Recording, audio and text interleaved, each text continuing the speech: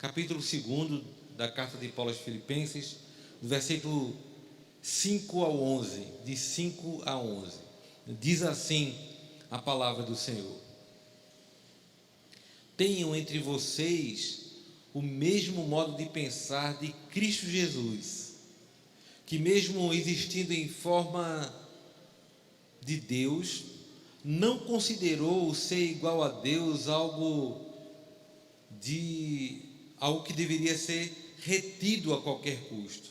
Pelo contrário, ele se esvaziou, assumindo a forma de servo, tornando-se semelhante aos seres humanos. E conhecido em figura humana, ele se humilhou, tornando-se obediente até a morte, e morte de cruz. Por isso também Deus o exaltou sobremaneira e lhe deu o nome que está acima de todo nome, para que ao nome de Jesus se dobre todo joelho nos céus, na terra e debaixo da terra, e toda língua confesse que Jesus Cristo é Senhor, para a glória de Deus Pai. Amém. Vamos orar, queridos.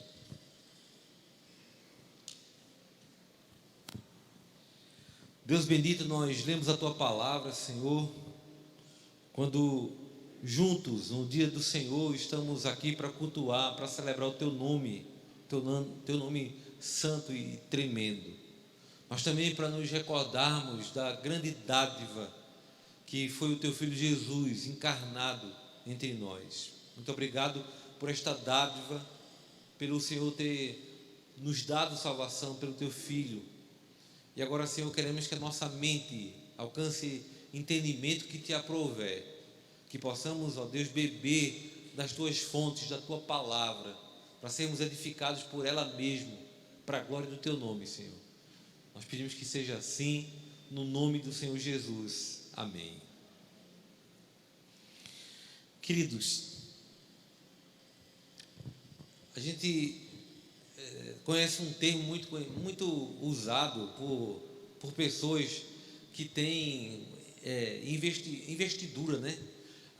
De alguns órgãos, especialmente militares, que é a chamada carteirada. Aqui tem muito militar já viu gente querer fazer isso com você, numa blitz, né? Ele queria dar uma carteirada. Tinha um desenho animado, tinha um episódio aí humorístico na TV, que o indivíduo perguntava assim: você sabe quem é meu pai?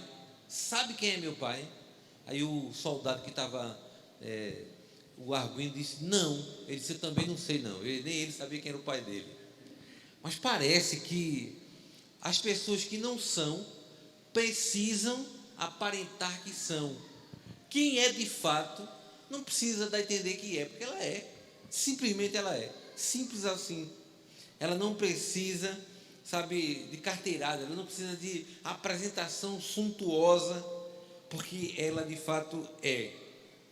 Quando a gente olha para a vida de Jesus, ele próprio, ele não se arvorou de alguma grande coisa.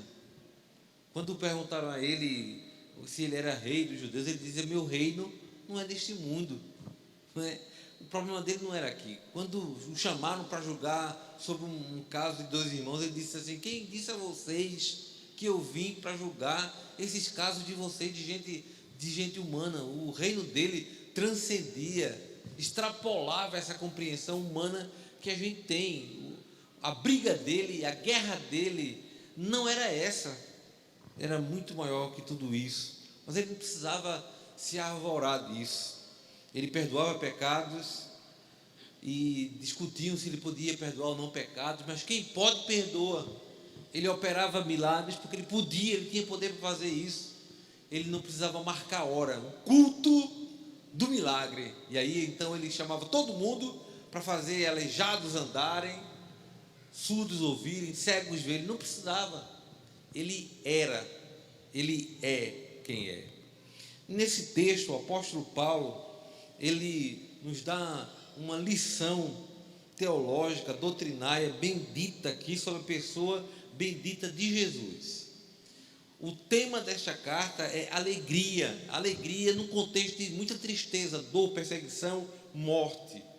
Mas há um motivo de alegria muito maior do que a vitória que se esperava de cada um, a vitória coletiva da igreja e a vitória individual de cada crente, que era a salvação outorgada pela pessoa bendita de Jesus. E o tema dessa carta é alegria, porque a alegria que a gente precisa experimentar não é a alegria deste mundo, a alegria passageira, a alegria ilusória, a alegria transitória, é alguma coisa na nossa interioridade que tem a ver com a nossa eternidade conquistada pela pessoa bendita de Jesus. Mas quando Paulo apresenta aos filipenses a pessoa de Jesus Cristo, aquele menino que Isaías há 600 anos antes profetizou que nasceria, quando ele fala daquela criança que em cumprimento profético nascer em Belém, ele diz que ele é muito mais do que um galileu, do que alguém que nasceu em Israel,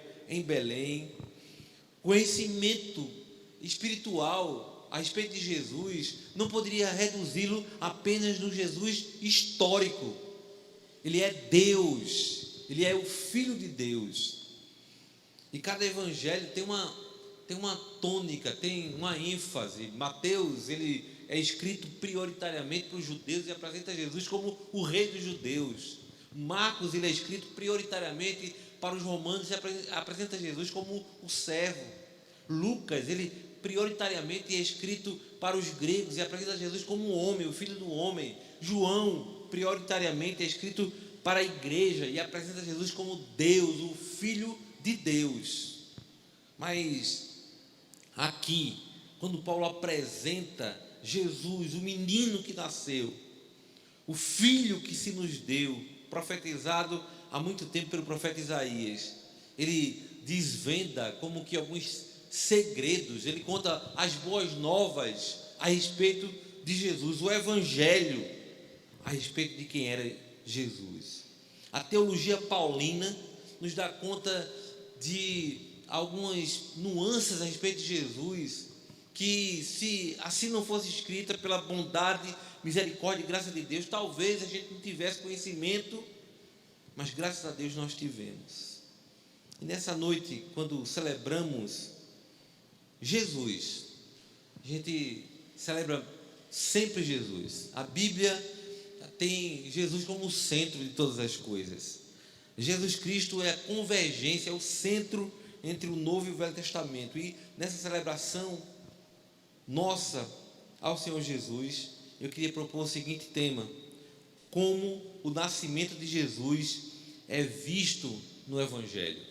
E com o Evangelho eu não quero dizer apenas os 4 Evangelhos, mas a boa nova de salvação exarada na Escritura Sagrada como um todo. A gente leu o texto aqui de profeta Isaías, lemos os Evangelhos e agora uma epístola paulina. Na teologia paulina, Jesus Cristo, ele é visto e apresentado de uma maneira categórica, cuidadosa. E há 3 verdades aqui para a gente enxergar como o nascimento de Jesus é visto pelo Evangelho. A primeira verdade é que o Natal, que encerra, que significa esse nascimento, o Natal é a encarnação de Cristo. Versículos 5 e 7 falam sobre isso, que Jesus Cristo, ele não tomou por usurpação o ser igual a Deus, mas ele toma a forma humana. Ele diz, olha, que mesmo existindo em forma de Deus, não considerou ser igual a Deus algo que deveria ser retido a qualquer força. Pelo contrário, se esvaziou, assumindo a forma de servo. Jesus Cristo, a gente sempre, quando fala no sacrifício de Cristo, nós lembramos apenas da cruz, mas a encarnação de Cristo já é um sacrifício. Abdicar da glória que ele tinha, da glória onde ele habitava, para vir nesse invólucro, nessa coisa que é chamada homem, já é um sacrifício muito grande. Há uma canção dos meus dias, antiga, que lhes deixou o esplendor de sua glória para vir a este mundo aqui. Isso por si só já foi um sacrifício. O sacrifício não foi apenas a morte cruenta na cruz do Calvário, mas a própria encarnação foi um sacrifício de Cristo a nosso favor. Mas a encarnação dele, queridos, é uma prova de amor. Primeiro, ela fala da pré-existência de Cristo, que Cristo é eterno, e é por isso que ele usa a mesma nomenclatura do Deus da aliança, quando ele diz eu sou. E Jesus disse muitas vezes isso: eu sou a porta, eu sou o pão da vida, eu sou o caminho, eu sou a verdade, eu sou a vida. E essa expressão que diz respeito à aliança de Deus, o Deus da promessa, o Deus da aliança, o Deus que não falha, o Deus da historicidade, o Deus que era, é e sempre será. Ele é um Deus pré-existente. Ele não foi criado na concepção apenas de Maria. Ele sempre existiu, ele é eterno. E isso é muito caro para a nossa fé. Isso é dogmático, isso é indiscutível. Isso não dá para dialogar com alguma coisa contrária. Ele é o Deus eterno. E ele toma a nossa forma. E ele passa a ser um de nós. João, no primeiro capítulo, o evangelista diz que no princípio era o verbo, e o verbo era Deus. E ele sempre foi o Deus eterno que encarnou, tomou essa nossa forma. Mas a segunda verdade, que o nascimento de Jesus é visto e apresentado nos evangelhos, é que o Natal é o esvaziamento do Cristo. O Natal é o esvaziamento do Cristo. O Senhor Jesus nunca perdeu a consciência de quem Ele era e do que Ele tinha, do poder, da glória, da majestade que lhe pertencia. Nunca. E é inseparável. A teologia ensina isso com um nome chamado de união hipostática de Cristo. União hipostática de Cristo é o fato dele ser 100% homem e ser 100% Deus, sem ser 200%.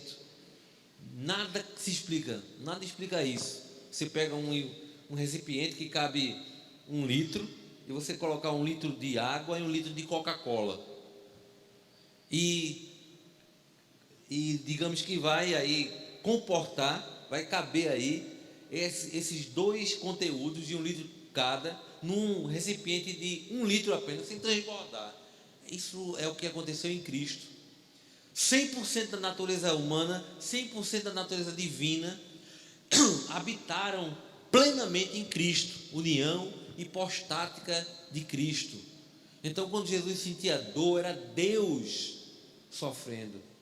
Quando Jesus curava, era o homem Jesus curando. Isso era indivisível, isso não podia se desvincular. Por isso que o apóstolo Paulo diz que mesmo depois de morto e ressuscitado e assunto aos céus, quem está no céu e de lá voltará é Jesus Cristo o homem.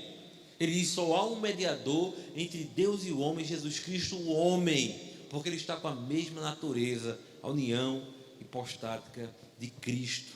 Mas quando ele está aqui, queridos, ele sofre voluntariamente, ele permite-se sofrer, uma coisa que a teologia também chama de o kenosis de Cristo.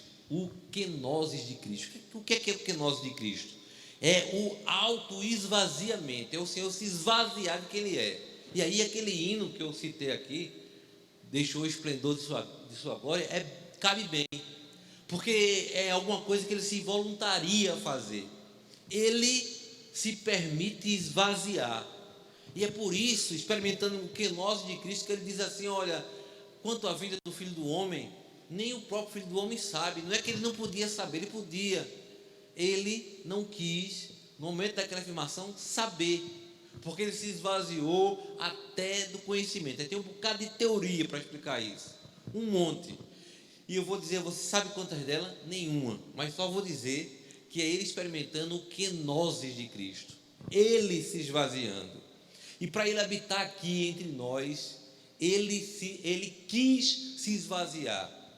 Agora o apóstolo Paulo está dizendo que o Natal verdadeiro não é a gente apenas celebrar o menino Jesus num presépio, botar um bonequinho e se voltar. Isso é bonito, isso, sabe, é didático, Mas não é apenas isso que a gente tem que fazer. Todo 25 de dezembro, que muita gente discute que é, o que não é o nosso problema. Eu não tenho problema com data, a gente não deifica a data, a gente não idolatra a data. Mas um fato, e muito mais do que isso, a pessoa bendita de Jesus. Mas a questão, queridos, não é celebrar trazendo à memória o nascimento bendito daquele que veio mudar a nossa história. É muito mais do que isso. É segui-lo, é imitá-lo. E o apóstolo Paulo está dizendo, olha, o Natal é quando a gente passa a tê-lo habitando em nós, a gente passa a imitá-lo, a viver como ele vive. Ele diz assim, olha, tenham vocês o mesmo sentimento, a mesma maneira de pensar que Jesus.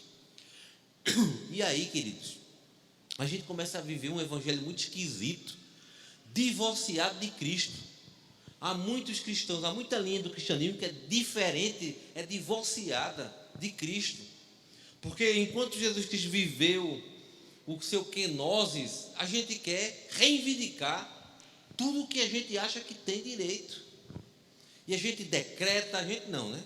Quem gosta dessas coisas? Decreta, exige, declara, não é?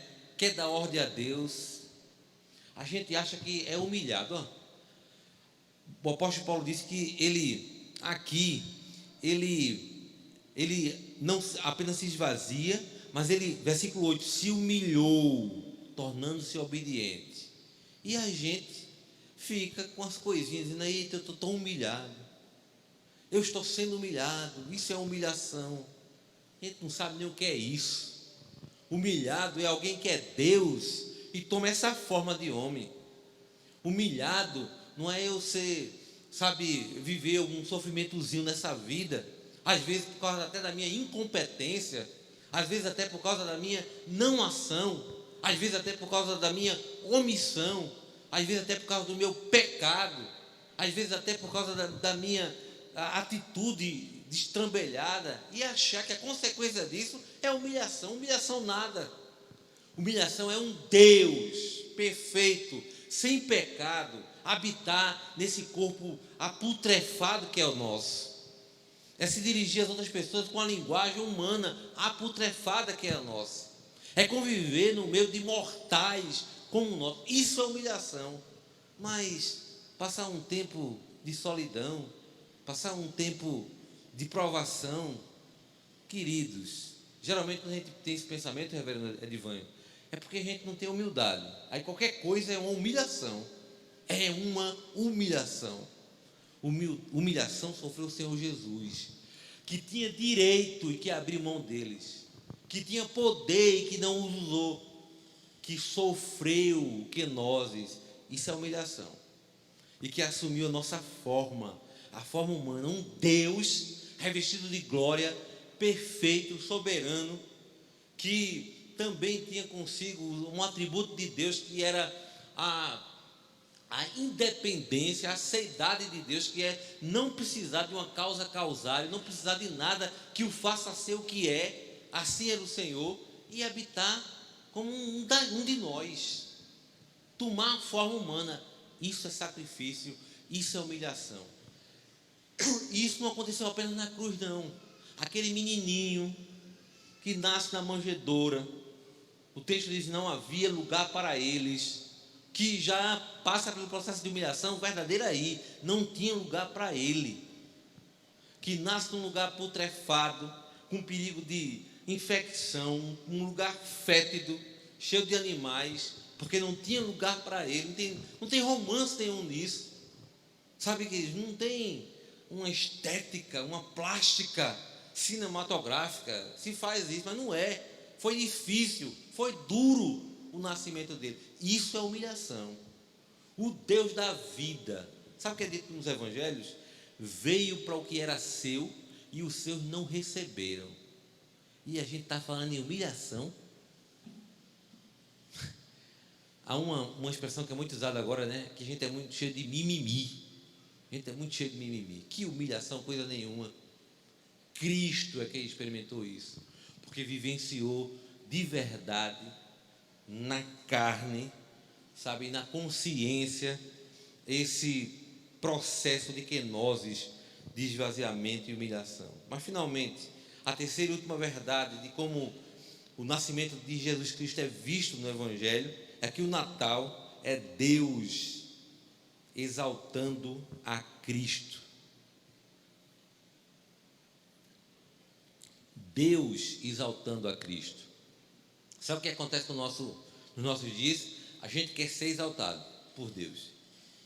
A gente não quer. Sabe qual é um dos ministérios do Espírito Santo? Exaltar a Cristo. A gente quer ser mais do que o Espírito Santo. A gente quer que todo mundo nos exalte. Olhem para mim, né? A gente, eu estou exagerando, viu? Em algum momento, né? De vez em quando, de vez em sempre, né? Como diz Pablo, é raro, mas quase sempre acontece. Queridos, a gente tem um orgulho instalado na nossa vida que faz a gente achar que tudo é humilhação, que tudo é perseguição, que tudo é falta de oportunidade, quando na verdade é a falta de olhar para a gente como a gente é de verdade.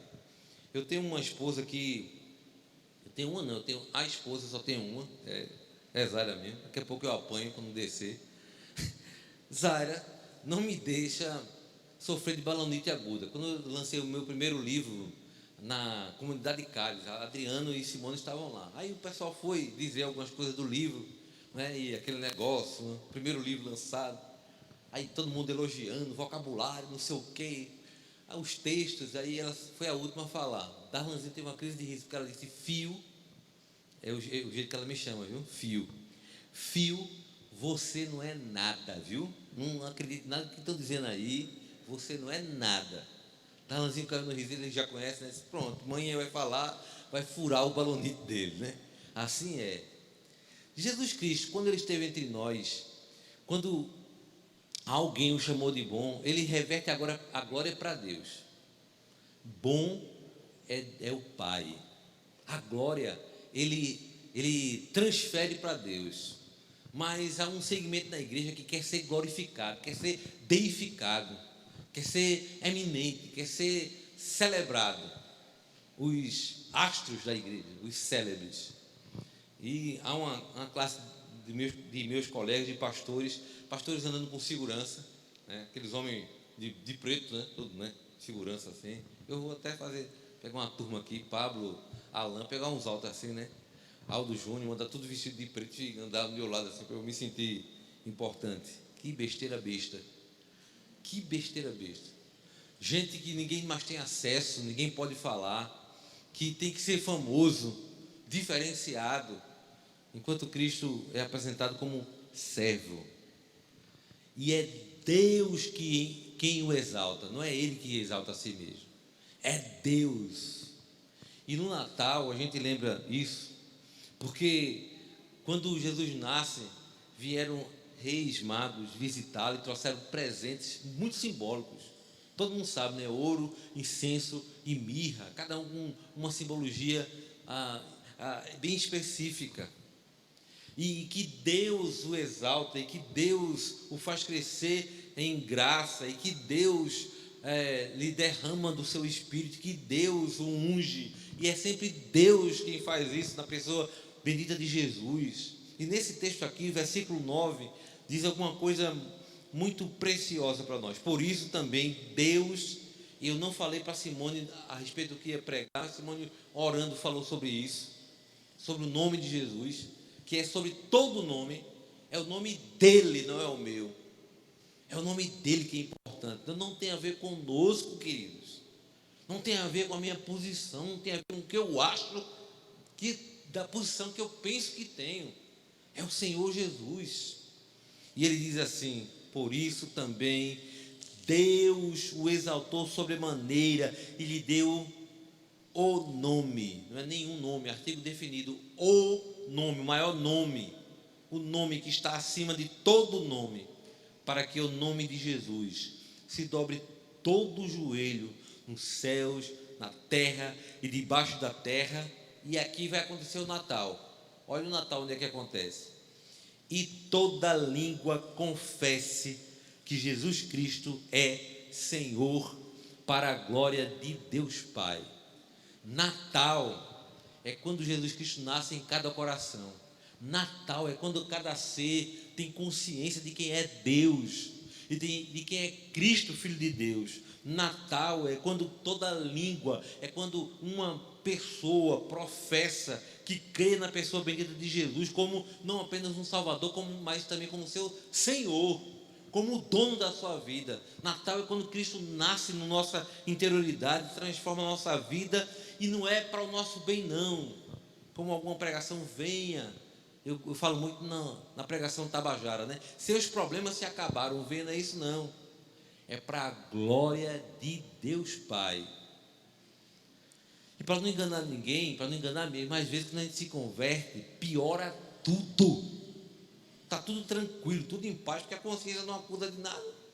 Tudo tranquilo, a gente faz qualquer coisa, diz qualquer coisa, age de qualquer jeito, está bom. Não tem ninguém para me aperrear. Mas quando a gente inventa de confessar esse nome, o nome que é sobrenome, aí, meu irmão, a responsabilidade, a coisa que a gente vai mais ouvir é: tu não é crente, né? E não é bode. Às vezes piora, queridos. A gente foi chamado para confessar esse nome que está acima de todo nome. Agora, quem entende esse evangelho não troca isso por nada, porque esse é o Deus da glória, esse é o Deus eterno, esse é o Deus bendito, esse é o Deus verdadeiro, esse é o Deus que nos ajuda a não trocarmos, a não fazermos uma barganha equivocada de investirmos nesta vida, nesse tempo, nessa era, e termos uma existência de morte eterna. Esse nome que é sobrenome é o único nome que salva, é o único nome que nos atrai para si, é o único nome que é o nome em verdade, por verdade, na verdade. É o único nome que governa sobre todas as coisas. Tudo fora dele é engano, é mentira e é perigo. Nós não precisamos de carteiradas existenciais. Nós não precisamos. Quando época de encontro de jovens, encontro de casais, tinha um dizerzinho, né? Na minha época, como eu sou mais velho, era um tal de dizer. Dizia assim: Filho de Deus, irmão de Jesus. Aí finalizava: é o fraco. Parecia um silogismo, né? Um silogismo, né? Filho de Deus, irmão de Jesus, é o fraco. Que besteira besta. Porque o que Paulo ensina é o contrário, é que a gente é fraco mesmo. Porque esse é o fraco, é irônico, né? A gente é fraco mesmo. Orar é para fraco, acreditar em Deus é para fraco, crer que Jesus veio ao mundo e nasceu é coisa para fraco. Nós somos fracos. E o apóstolo Paulo disse que quando a gente é fraco, a gente é feito forte, a gente é fortalecido na pessoa bendita de Jesus. Então, queridos, Natal, o Natal dos natais, não é somente um dia histórico bendito, porque aquele dia de fato foi bendito. Aquele dia marcou a história. O dia do nascimento de Jesus Cristo tem que ser lembrado, celebrado, sim, seja lá qual for a data. Se tinha neve, se não tinha neve, não sei, nem quero saber. Eu sou velho, mas não tanto para estar lá e ver aquilo ali, né? Não sou o pastor Raul Seixas, né? Eu nasci há 10 mil anos atrás, não tem como ver. Mas o que é verdade, o que o nosso coração se apega, o que é esperança. E a gente deve que lembrar, inclusive, que o grego koiné, ele ressignifica algumas palavras. Esperança no grego koiné não significa uma torcida para que dê certo, um desejo para que aquilo aconteça. Essa esperança que a gente está acostumado no nosso vernáculo. Esperança no grego é a convicção, é a certeza de que aquilo vai acontecer, sim. É esperar sabendo que aquilo vai acontecer. É não abrir nem para um trem carregado, nem que dê sangue na canela. É acreditar que aquilo é verdade. E aí, queridos, só quem experimentou isso sabe o que a gente está dizendo. Que é difícil, a gente acredita. Que pior, a gente acredita mais ainda. Porque esse povo é ruimento. E não é porque a gente é melhor nem especial, não. É a graça do Senhor Jesus. Porque o nome que importa não é o nome da igreja presbiteriana.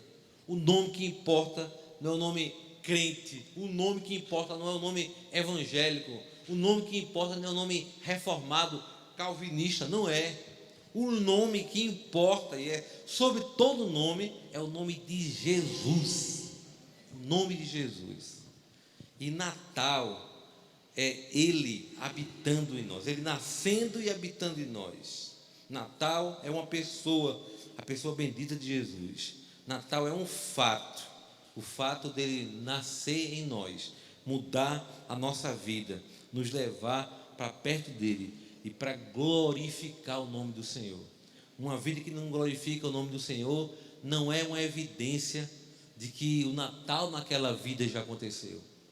Quando Cristo habita em nós, a gente vende a razão. Quando Cristo habita em nós, a gente não está muito preocupado em ser humilhado, porque a gente é humilhado mesmo. A gente é chamado para ser humilhado. A gente não está muito preocupado se a gente vai ter razão, porque a razão é a de Cristo. E não pense que a gente vai achar bom, não, vai achando ruim mesmo. Mas é entregando a razão, é vendendo a razão, porque o nome que importa é o nome de Jesus. Aquilo, sabe, para o qual nós existimos, e a pessoa de Jesus não tem a ver conosco, mas sim com aquele que nasceu para dar a sua vida por amor de nós. Que Deus nos abençoe.